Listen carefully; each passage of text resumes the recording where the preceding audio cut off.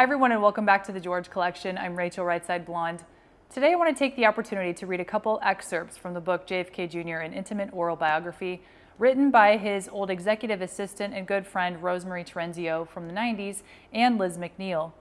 The reason I want to read these two paragraphs is because I've never been able to find anywhere in a book or magazine that says that JFK Jr.'s favorite song was "You Can't Always Get What You Want." I've never found it. I've looked for it and maybe I just didn't find the right place to look for it, but I finally found a couple excerpts in this book that put those puzzle pieces together. And as you know, he quotes that song. I know that Donald Trump uses those lyrics and he used that song in a lot of his rallies. And now in this book we have a couple paragraphs that connect JFK Jr. to "You Can't Always Get What You Want." Did it come out and say that it was his favorite song? No, but we get pretty close. So let's see what we have here. This first quote is from Seamus McKeon, and if you have this book, it's on page 286. It says, "We were in Hyannisport the day of Princess Diana's funeral. John did not say much. He just kept playing the Rolling Stones' You Can't Always Get What You Want. Carolyn, let's just say she was in a world of her own. The two of them seemed to be on different wavelengths." And the second quote was by Kathy McKeon, and it says, "John always played the Rolling Stones over and over. You can't always get what you want. I always wondered, why does he play that? Because he got everything he wants. But that's how he felt.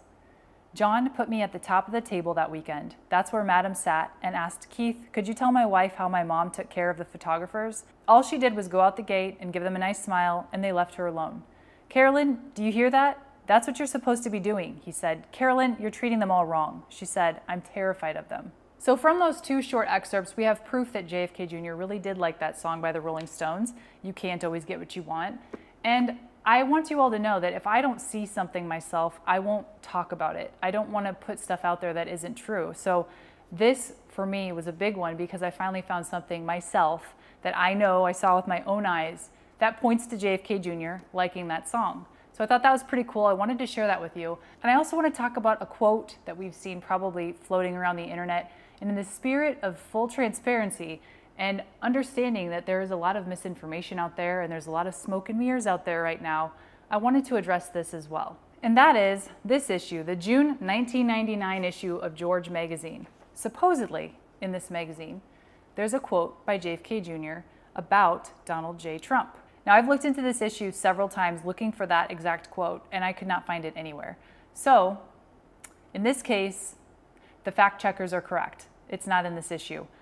Does that mean he never said it in jest? Meaning, who knows what he said? Most people say that he never said it. There's no record of him writing it anywhere. So, not surprisingly, with memes and other things we see or hear online, we need to use our logical brains, our researcher brains, and actually look into things rather than just believing them. And of course, I will always do my best to give you the facts, black and white, that I can verify on paper, in a book. And I really want to read this quote. This was from the editor's letter of the June 1999 issue. And it's a quote by Martin Luther King Jr. And it's from his last Sunday sermon preached at Washington National Cathedral 4 days before his death. And it says, "On some positions, cowardice asks the question, is it expedient? And then expedience comes along and asks the question, is it political? Vanity asks the question, is it popular? But conscience asks the question, is it right?" Very, very, very important quote for these days. And I just want to let you know, I would have loved for that quote to be in this issue of George magazine where JFK Jr. said that Donald Trump would be a great president, but it's just not there. And we just have to go with the facts. We can't go with our feelings and what we want to be true.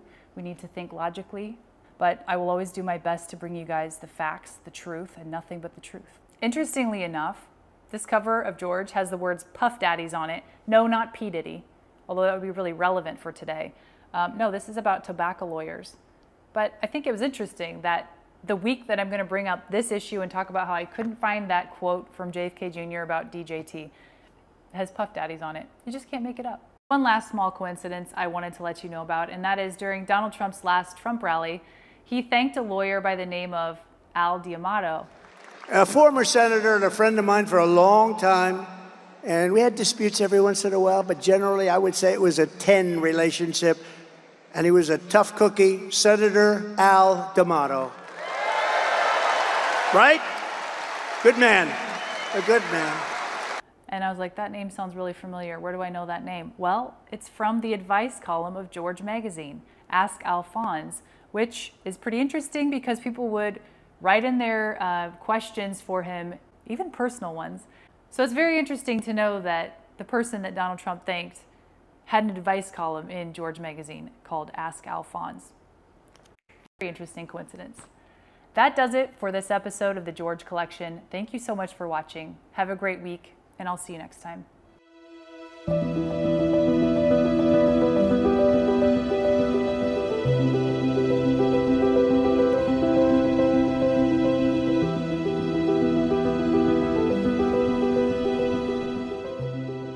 Of this extraordinary magazine, George, which is a hoot of a magazine. I thought you were a lawyer.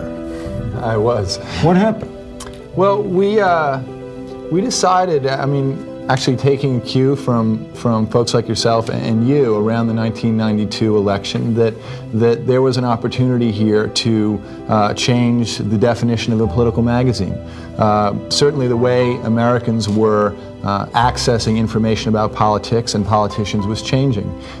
Candidates were appearing on late night talk shows, on talk radio, on sitcoms, and there was a kind of a leveling process, and while the rest of media clearly had caught up with that, we felt that political magazines per se hadn't. Your mother was a hell of an editor at Doubleday. That's what I hear. Would she have liked George? I think she would have.